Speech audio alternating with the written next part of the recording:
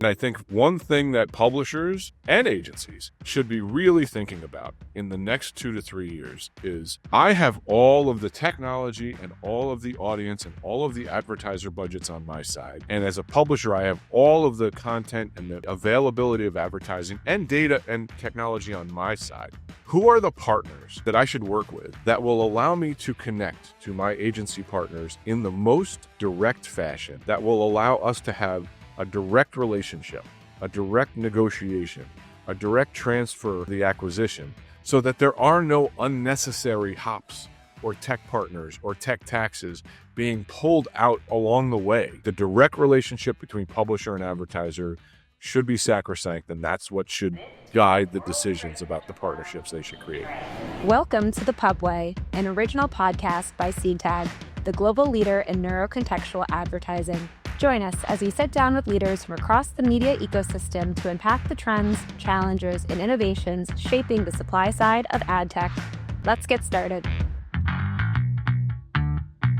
Hello, and welcome to the Pubway podcast. My name is Tina Yanakino. And I'm Mike Villalobos. And in today's podcast, we're going to be talking about the rise of ad-supported streaming, the evolution of the programmatic supply chain, which seems to be the theme of the year, and how publishers can really strengthen the direct relationships with buyers through just better identity and transparency, and also now adding contextual strategies beyond just what has been traditional in the open web. And joining us for all these fun topics, it's my pleasure to introduce Kris Magel, the VP and Head of Global Agency Partnerships for FreeWheel. Hey, Kris, how are you today? I am great. It's great to see you all. Feel free to give a bit of a background on what you do exactly at FreeWheel and a bit about your career, just so our audience has a bit more context into your perspective. Sure. Well, I began my career, the first 28 years of my career, actually working within the agencies that I now work with from the other side. So I spent all of those years in chief investment officer roles, in agency leadership roles. And it was an amazing part of my career. And I am now what I call in my second career in the world of enterprise sales. And that's what's brought me to FreeWheel. And my main role here at FreeWheel is to articulate and illustrate for them how best to work with FreeWheel and the publishers that we work with to access the advertising inventory that's available on those premium publishers in the most direct manner in all sorts of ways, from an inventory standpoint, from an audience standpoint, so that they can drive the most effective and best results for their clients. That's amazing. I think it's safe to say you are a well-decorated veteran in the game, so I appreciate you shedding some light on some big topics. One thing that's been really top of mind lately, just in terms of looking at the shift into the industry, is 1 in 3 viewers within a free ad-supported TV environment is watching, that ad-supported TV. And also, what I'm starting to see, also like 50% of people own or subscribe to some sort of fast channel. What do you think is contributing to the marketplace with this adoption, and what's the new opening for this new avenue of scale? Well, it's so interesting because, and I'm a studier of consumer behavior.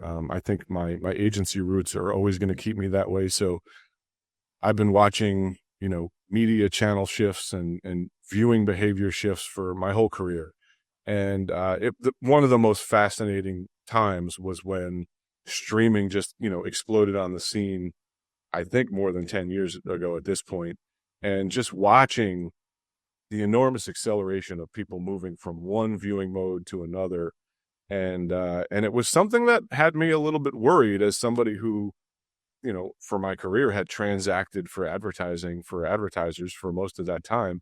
And I was seeing this amazing viewing environment and content being displayed on the screen with absolutely no advertising availability. And I will tell you that early on in my career, I made a few phone calls to Netflix. I attempted to get on the horn with the CMO and other people that worked at Netflix to ask if they would ever have a conversation with me about somehow featuring my advertisers on the Netflix platform. And they all roundly ignored me. I did get one response that said, good luck, but that's never going to be part of our business plan. Now, what I would say is I always did say to my clients at the time, one day, I promise you, there will be advertising available on Netflix and other platforms like it. And the reason I believed that was because I had seen other media channels grow from a subscription basis to eventually reach the saturation point. And at that point, the money stops flowing in as high a growth manner, and you have to find other revenue opportunities. So I did believe that that would one day happen. The fact that I ended up right is still surprising to me, but that's fascinating. Advertising availability within streaming has exploded. I think first because of, just the increase in viewing overall. And a lot of the platforms did, like Peacock and Paramount Plus and Tubi and others, they did start from an advertising model to begin with. And so there's been increasing amounts of advertising available there. But I think the script really flipped when Disney Plus and Amazon and Netflix all announced kind of in the same year that they were going to add advertising tiers. And while Disney and Netflix just chose to do it in a more measured and like building a new ad tier manner, when Amazon basically converted their entire subscriber base to ad supported and created an opt-out model, that flooded the marketplace with new impressions. And as you mentioned, Mike, the influx of, free ad supported TV channels, fast channels, and there seems to be a new one launched every day. And those tend to have a lot of sort of ongoing low level, but across many, many channels of viewership. That's added a lot of supply.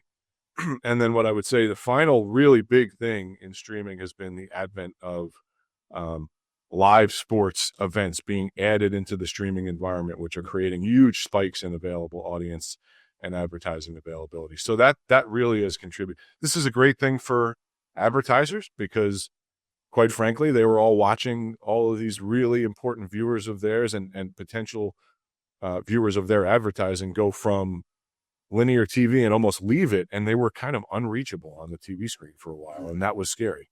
But so I breathe a big sigh of relief for all advertisers, and everybody's got advertising now. Well, yeah, I mean, we've certainly come a long way in the past decade or so, which is crazy to think of. And as a company, at a company like FreeWheel, who sits really close to kind of the publisher side of the ecosystem, I'm sure you can view all of the pipes and all the various ways that that inventory is being bought today. But I'm curious about how much of premium streaming inventory is actually being transacted programmatically. It depends on what cross section you choose to look at. Fair. I read a lot, and I often read that 70+% of streaming is being transacted programmatically. But I do work at FreeWheel, and we work with a very large cross section of the most premium publishers in the industry. And we've published these numbers. Those publishers are selling about a third of their inventory programmatically, which, by the way, is a very large amount of spend. Like, these publishers are massive. The amount of ad inventory on their streaming platforms is significant. But it's about a third at this point. That's been growing by double digits every week, every month, every quarter for years, and it continues to go at a very fast clip. So this is the way things are going. I think we published recently for 2024, 45% growth in programmatic impressions, 75% growth through number of advertisers transacting in programmatic. And that number of advertisers is kind of key to think about because, as more supply is created, publishers need to find more advertisers. So at the end of the day, programmatic is going to be the way everybody goes. This is going to continue to increase, and it will eventually become a majority. I would like to challenge that a little bit, just because I noticed on a PwC report from last year, 64 cents of every dollar was only driven back to the publisher. And that's, I think, a pretty big flag, in my opinion, just because there's so much tech tax and augmentation into the DSPs of, maybe it's a data fee, then it's a measurement fee, whatever it may be, right? Total transparency. Exactly. So, but my question lies in, while programmatic is getting the lion's share of activation because of the ease of activation, do you think there's going to be more pushback of adoption on the publisher side, especially in live sports, if I'm only seeing 64 cents of every dollar? Oh my gosh, I could not agree with you guys more. I guess my answer to that would be, we have seen kind of a tremendous amount of evolution that's occurred within our industry in the programmatic space over the last, call it 5 years. And evolution is good, innovation is good, but perhaps not everything has evolved perfectly.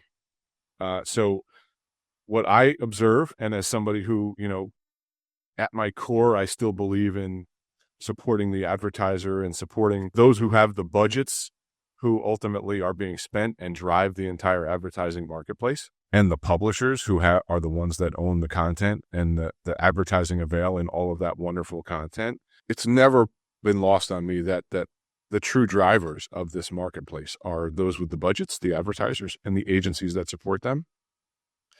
And the publishers, the companies who have invested in this wonderful content for the viewer and this great experience, whether it be sports or entertainment or news, and the advertising availability that sits within there. And so ultimately, I believe that over time, even though it's not evolved that way today, there needs to be more evolution to find a way to more directly connect those parties. And when you look at today's programmatic ecosystem, when I mentioned before, when I say that the marketplace has evolved imperfectly, what you see is there are a lot of companies that have come up to serve a very valuable role in the marketplace. They are exchanges and other types of platforms that the role that they're serving is important. They've aggregated supply across multiple publishers and made it easier for agencies to access that supply in mass. They are offering creation of deal IDs for their clients and curation capabilities. And all of those things are important because you need to be able to develop customized packages of advertising and sometimes layer audiences on top of that inventory to create very customized universes, that's the concept of curation, into which you can bid and find the right audiences for your client. But many of these companies have evolved in what I would call the programmatic middle, and they're not necessarily attached or part of the buy side, and they're not necessarily attached or part of the sell side. Many companies claiming direct connections with the publishers, but at the end of the day, they are just linking into some other company like FreeWheel, who are actually serving the ad up into the content.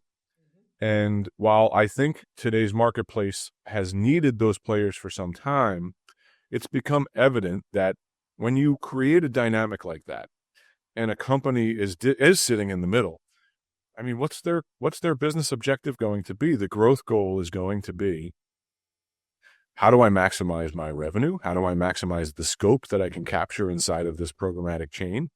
And that means pulling scope from the publisher side and pulling scope from the agency side. So I don't know that the marketplace has set itself up in the full best interests of advertisers and publishers. And I think that needs to change. And that is part of what FreeWheel is trying to attack at this point. We are a company that does offer that sort of direct connection to publishers.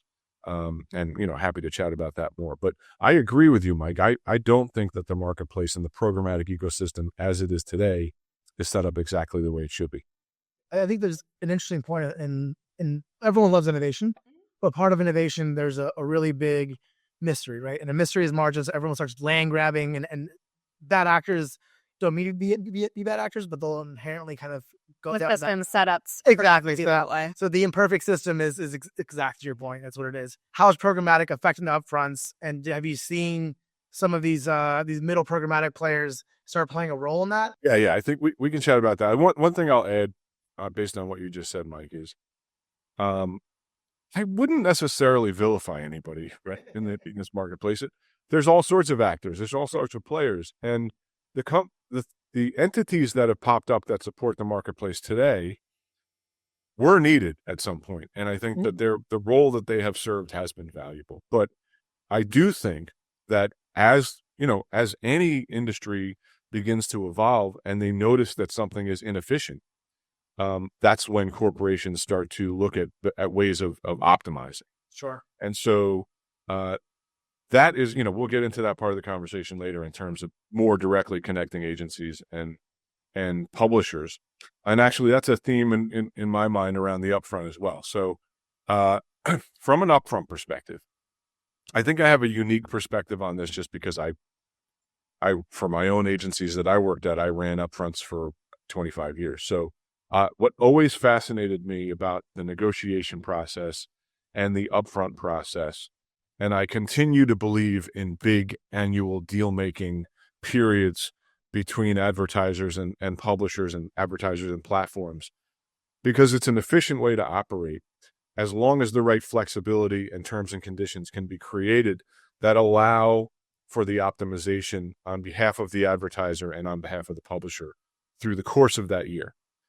So I guess what I'm saying is I believe in upfronts still, but the upfront conversation today is going to be very different than the upfront conversation from 5 or 10 years ago. You're still going to have conversations about exclusivity and how do I place my advertiser into the right environment at the right time. For certain businesses, there's days and times of day and programming that makes the most sense. And that's always going to be part of the conversation because all of this is around programming. But programmatic has injected itself into that conversation. So every conversation is also going to include, all right, we're going to make a commitment for the next year period on behalf of advertiser A. What's the flexibility that we're going to have built into that will allow us to move our ads from one platform or channel or genre to another based on how my campaigns are performing in real time?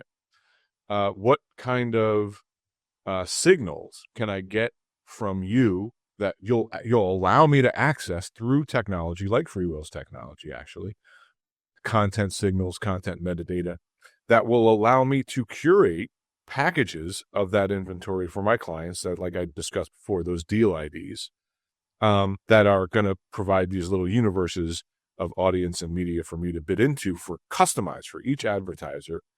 How are we going to connect our data assets? So these advanced audiences that I've invested in and I'm creating for every one of my clients, I can target them as addressably as possible within your environment. And then after the ads run, what access can I have? What transparency can I have to the logs and who was exposed? Because if I know that and I can get that data stream, I can do true attribution. I can manage reach and frequency more holistically and more accurately, and I can optimize the campaign.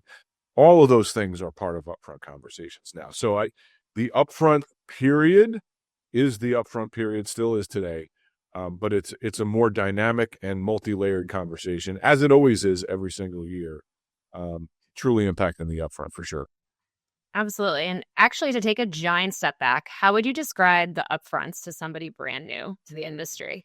You know when your favorite brand does a drop, like when Nike drops the unique shoe that everybody wants to get, there's a limited supply of it, and you got to be online at the right time, at the right moment to like grab a pair of those sneakers. And I know this because my son has been doing it for years. That's a little bit of a taste of what an upfront is. And what I mean by that is upfront negotiations, annual deal-making conversations that happen between advertisers and publishers. They happen because the stuff that the publishers are selling isn't in endless abundance. Like there's a limit to how much advertising availability there is in the best programming, in the best events.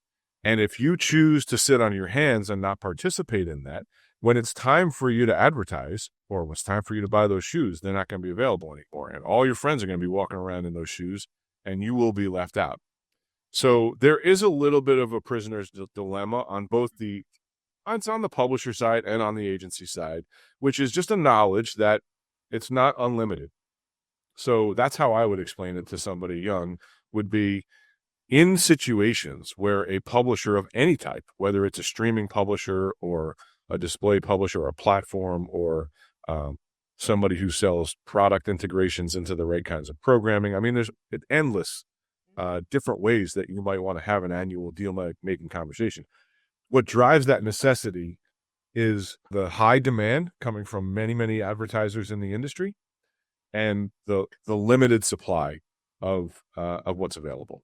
So that's why upfronts happen, and that's why they continue to happen.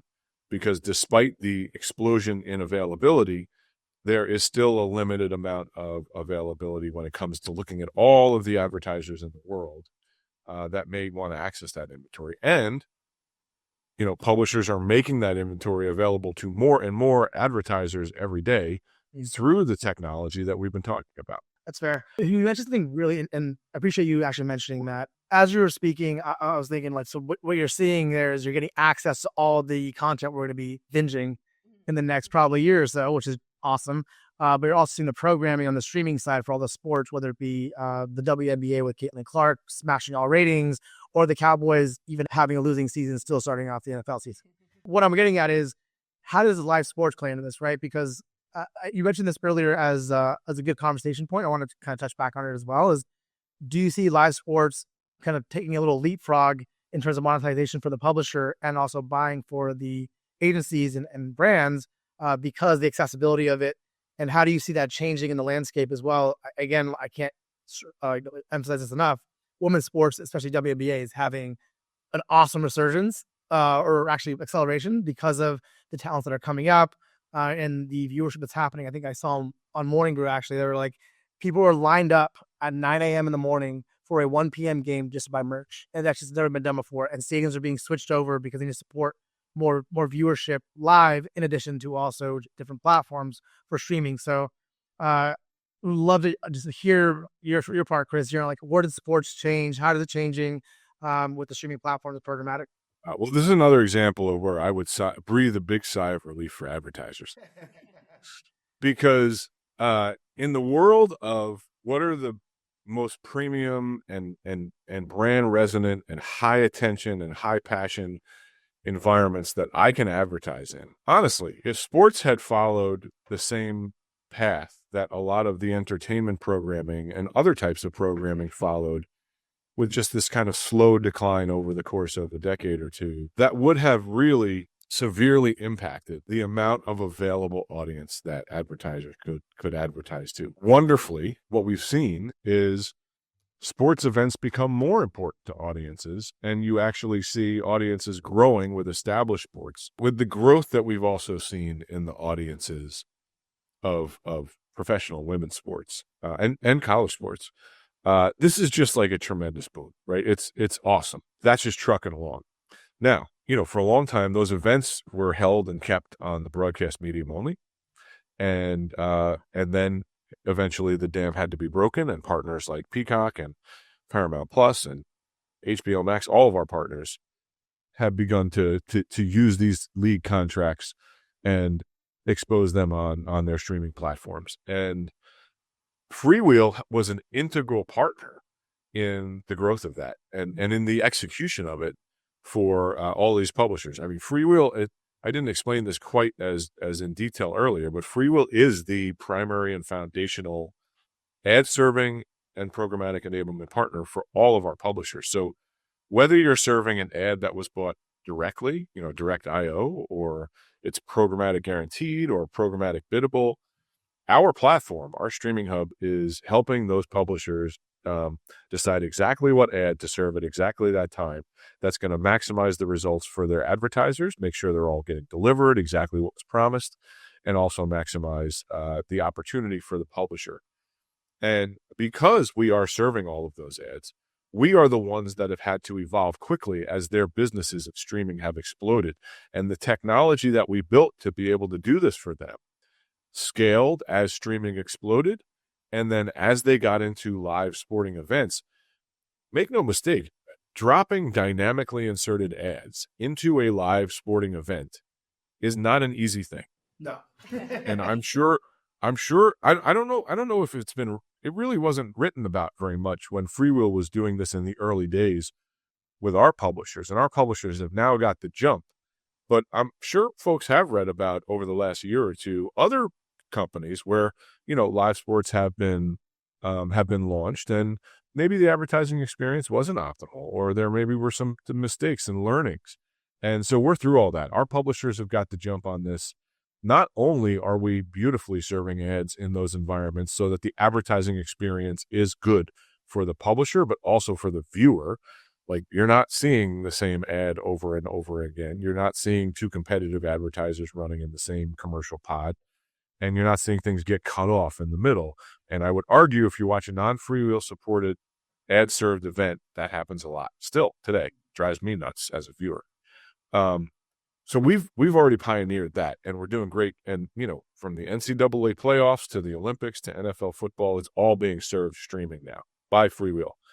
But we've now made those events programmatically available, and that's the big step. So last year we made the Olympics programmatically available for our NBCU partner. For the same company, we made NBC Sunday Night Football programmatically available. We doubled the number of advertisers that had access to the Olympics, and we did even more than that. On the Sunday Night Football, I think the TV telecast has 30 or 40 advertisers in it. We were able to open up the access to over 250 advertisers last football season. So this is great for advertisers because there's so many advertisers that haven't in the past had access to these types of events because maybe they couldn't afford it.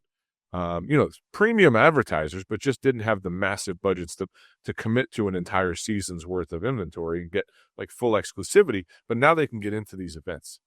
And for the publisher, programmatic, like, as you know, sports is unpredictable and it's unforecastable sometimes. So in the past, when you had this massive audience spike because something amazing happened in the game, you had overtime or massive, great goal was scored, you were giving away advertisements sometimes just to fill the time.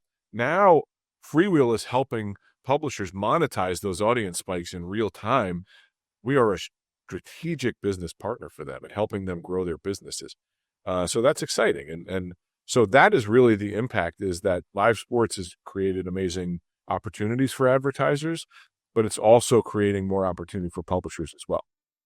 Absolutely. And I think it's difficult to also talk about CTV without also mentioning kind of identity and addressability. And in live sports, those don't really come to mind because obviously you don't have kind of like the log level data you would for video on demand and those data signals that you might need to transact upon.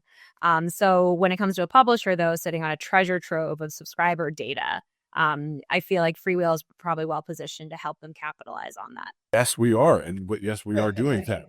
Let's think about this big picture. So, again, coming from the agency side, one of the most incredible innovations I've seen on the agency side is the buying or building of these massive identity and audience platforms that every single agency holding company has created or bought and then integrated into their business. Even some of the very large independent agencies are building their own platforms as well. And what is this all about? This is about taking in your clients' customer data and being able to reflect that back to them so that they know exactly who these customers are based on like real census level data, not on like panel proxies that the entire business was based on for 50 years. And that's a huge value to advertisers. And then those audiences can be expanded to create, you're not just retargeting your own customers, you can expand it to other individuals and other households that look like those households to create much larger advertising specific prospecting audiences.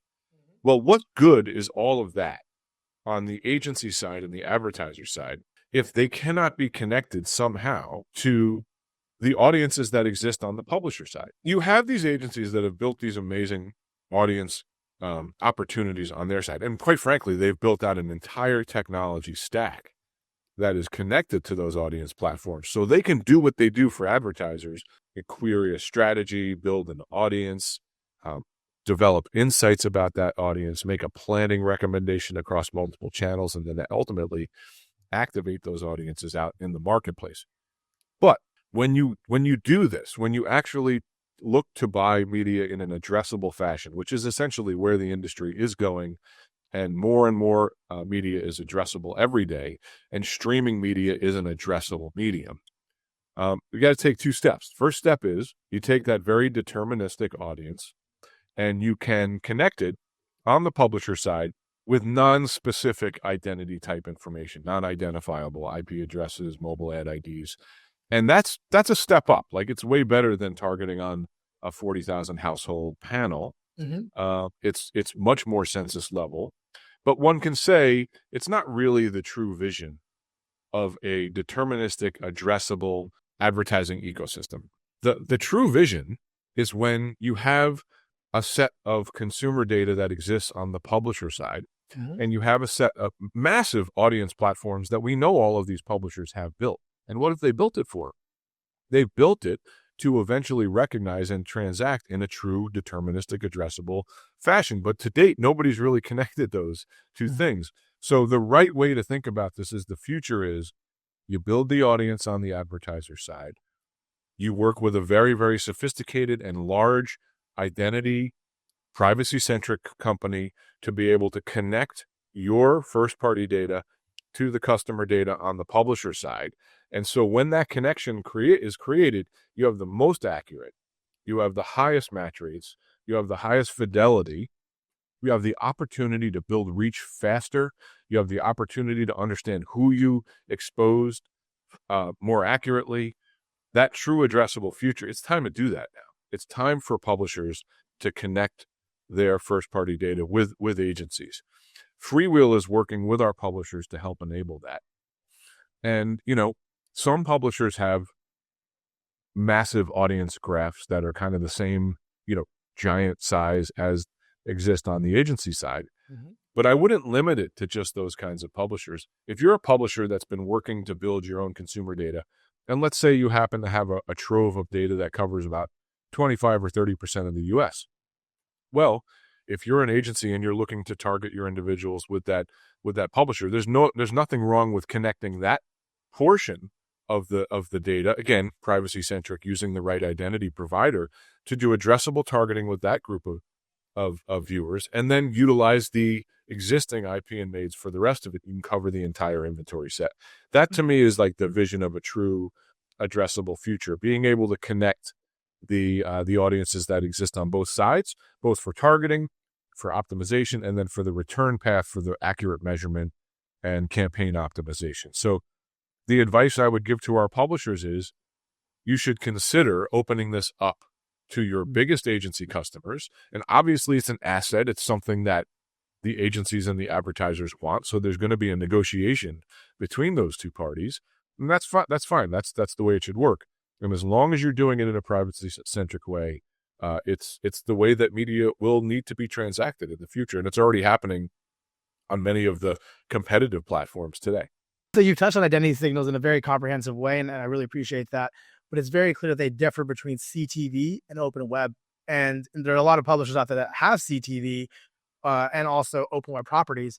So we'd love to understand, on your standpoint, how do they differ? And then the second, or 1A question, is going to be probabilistic versus deterministic, right? And then even more in depth, synthetic. And for our listeners who aren't familiar with that, there's probabilistic, which is kind of guesstimating or estimating what's going to happen. That's not going to be fully addressable. Deterministic is what you just explained perfectly. And then synthetic, which is looking at different permutations that can potentially happen based off the deterministic or first-party data. So if you can walk us through the difference between what's available in signals in CTV versus open web, and then kind of give us the reliability factor across both probabilistic and synthetic data being utilized in the environment today.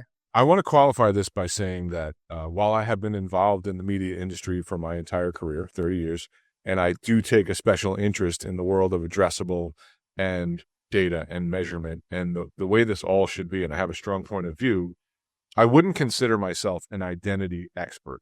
I think I know a little bit to be dangerous. So this answer is going to be like based on my own knowledge, and that, I would not assume that this is a fully comprehensive answer, right? So what I would start with is, let's address the CTV publishers versus the non-streaming and open web. So there are publishers that exist on the open web that also have subscriber bases, and they can take advantage of those subscriber bases in the same way that a streaming platform can take advantage of its subscriber base. So what I said earlier about this combination of using what subscriber data that you do have to connect to the agencies that your largest agency partners and the advertisers they represent, I think that advice still holds. Sure. And then you can move to that second stage where there are gaps. And I think the gaps is when you move to that probabilistic stage.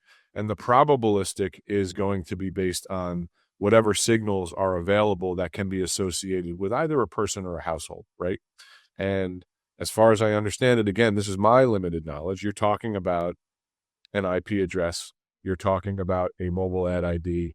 You may also be talking about a cookie.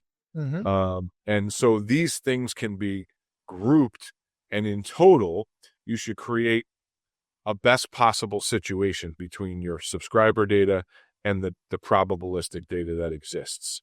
And so I think you have to do the best with what you have. There are also identity solutions being built by different platforms. FreeWheel has a FreeWheel identity network that right now it's been purpose-built for the streaming industry. It's probably one of the largest, if not the largest, identity graphs in the business.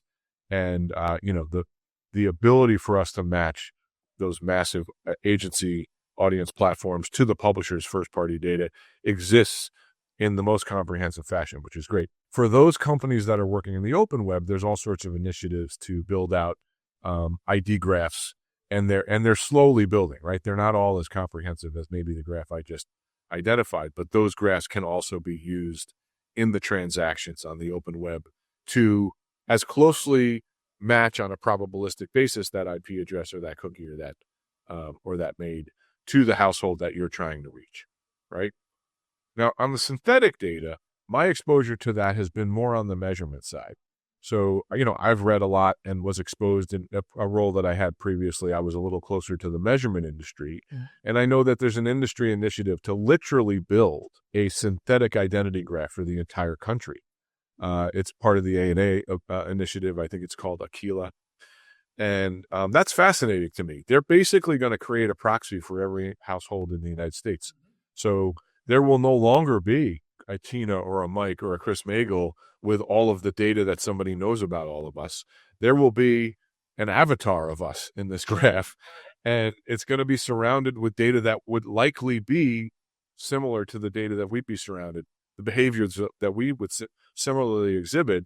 But, the way that lays out across 250 million adults on a synthetic graph is going to be random. That's been built to create comfort levels on the advertiser side and on the platform side of participating in comprehensive measurement. So this is like the opportunity for the Metas and the Googles to be measured in the same place as the Peacocks and the Paramounts. And while I do not think the industry has agreed on full consensus of using that solution or participating in it yet, that's what it was built for. Now, as a non-identity professional, honestly, I have no idea of the validity and the accuracy of a synthetic graph, but it's a cool idea. I tend to nerd out on what's potentially coming down the pike in the future, but I'll digress and save that for episode 2. Yeah, we'll save our audience that moment. I would love to kind of end our conversation with a key takeaway for our listeners and what they can kind of apply to their publishing strategy. Being that this is the pub way, I would love to maybe end on that note. Yeah, I mean, of everything we just talked about, yeah, I think the big picture themes are greater availability of premium content and advertising avails, and that's great for consumers and that's great for publishers. But with that comes responsibility to be able to monetize it in the best way. And I would say in the old world, the plan would be, let's get more sellers out on the street. Let's build our advertising department up and let's go see more advertisers. And you know what? I think the strategy has been and will continue to be using technology and technology partners that can help you expose yourself to more advertisers and allow you to better monetize and also create a better opportunity for advertisers to participate in something great that you have. But I think my final point on it is that a lot of that has begun to happen in the programmatic marketplace, but it has grown up and evolved in a way that is not optimal for the publisher or the advertisers. There's too many overlapping players in the marketplace right now. And I think one thing that publishers and agencies should be really thinking about in the next 2 to 3 years is I have all of the technology and all of the audience and all of the advertiser budgets on my side. And as a publisher, I have all of the content and the availability of advertising and data and technology on my side. Who are the partners that I should work with that will allow me to connect to my agency partners in the most direct fashion, that will allow us to have a direct relationship, a direct negotiation, a direct transfer for the acquisition, so that there are no unnecessary hops or tech partners or tech taxes being pulled out along the way. Just you have the two assets that sit on either side that control the marketplace, and the partners that they should be working with are partners that are going to offer them technology and identity and other types of connective solutions that don't sit in the middle, that are literally just helping the publisher and helping the agency to have the conversation that they should be having directly. That's what I grew up with when I started negotiating upfronts 30 years ago, and I still think that philosophy is real today. The direct relationship between publisher and advertiser should be sacrosanct, and that's what should guide the decisions about the partnerships they should create. Love it. Good mic drop. Yep. To end. I agree. And we can take some homework to become experts on synthetic and come back for a part 2. Exactly. Awesome. Well, Kris, thank you so much for your time today. This has been fantastic. Like we said, welcome back anytime. Awesome. It was great doing this with you guys. Thank you for listening, and we hope you enjoyed this episode of the Pubway podcast. This episode is brought to you by SeedTag, the global leader in neurocontextual advertising. Learn more and reach out to us at seedtag.com.